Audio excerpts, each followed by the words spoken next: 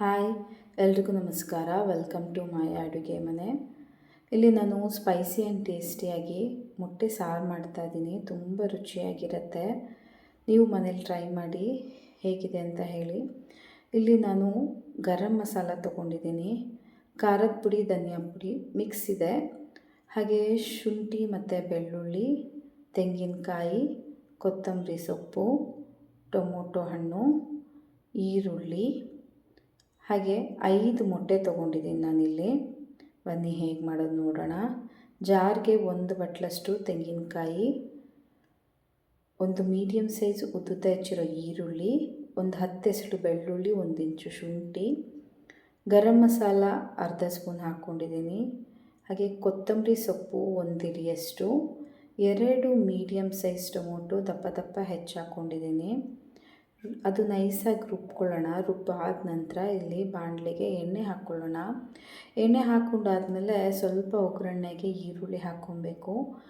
ಈರುಳ್ಳಿ ಸ್ವಲ್ಪ golden colour fry ಆದಮೇಲೆ ಅಲ್ಲಿ ಏನು ರುಬ್ಬಿಟ್ಟಿದ್ವಲ್ಲ ಆ ಮಸಾಲೆ ಹಾಕ್ಕೊಳ್ಳೋಣ.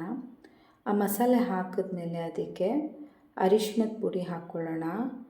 ಹಾಗೆ ಇಲ್ಲಿ ನಾನು ಖಾರದ ಪುಡಿ, ಧನಿಯಾ ಪುಡಿ ಮಿಕ್ಸ್ ಮಾಡಿ ಹಾಕಿದ್ದೀನಿ. 2 ಸ್ಪೂನಷ್ಟು ಹಾಕಿದ್ದೀನಿ. ನೀವು 2 ಸ್ಪೂನ್ ಖಾರದ ಪುಡಿಗೆ 1 ಸ್ಪೂನ್ ಧನಿಯಾ ಹಾಕ್ಕೊಳ್ಳಿ. ರುಚಿಗೆ ತಕ್ಕಷ್ಟು ಉಪ್ಪು ಹಾಕಿ ಮಿಕ್ಸ್ ಮಾಡ್ಕೊಳ್ಳೋಣ. ಮಸಾಲೆ, ಉಪ್ಪು, ಖಾರ ಎಲ್ಲ ಮಿಕ್ಸ್ ಆಗಬೇಕು. ಮಿಕ್ಸ್ ಮಾಡ್ಕೊಳ್ಳೋಣ. ಮಿಕ್ಸ್ ಆದಮೇಲೆ ಇಲ್ಲಿ ನಾನು ಸ್ವಲ್ಪ ನೀರು ಹಾಕ್ಕೊಳ್ತೀನಿ. ಯಾಕಂದರೆ ಸಾರಿನ ಹಸಿ ವಾಸನೆ ಹೋಗಬೇಕು. ನಾನು ಇದನ್ನು 10 ರಿಂದ 15 ನಿಮಿಷ ಮೀಡಿಯಮ್ ಫ್ಲೇಮ್ನಲ್ಲಿ ನಾನು ಇದನ್ನು ಕುದಿಯೋಕ್ಕೆ ಬಿಡ್ತೀನಿ.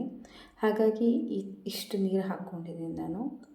ತುಂಬ ಹೈ ಫ್ಲೇಮಲ್ಲೂ ಇಡಬೇಡಿ, ತುಂಬ ಸಿಮ್ಮಲ್ಲೂ ಇಡಬೇಡಿ, ಮೀಡಿಯಮ್ ಫ್ಲೇಮಲ್ಲಿಟ್ಟು 10 ರಿಂದ 15 ನಿಮಿಷ ಕುದಿಯೋಕ್ಕೆ ಬಿಡೋಣ. ಉಪ್ಪು ಖಾರ ಎಲ್ಲ ಕರೆಕ್ಟಾಗಿದೆಯಾ ನೋಡಿಕೊಂಡು ನೋಡಿ. ಕೊದ್ದಿದೆ, ಇವಾಗ ಗಟ್ಟಿನೂ ಆಗಿದೆ.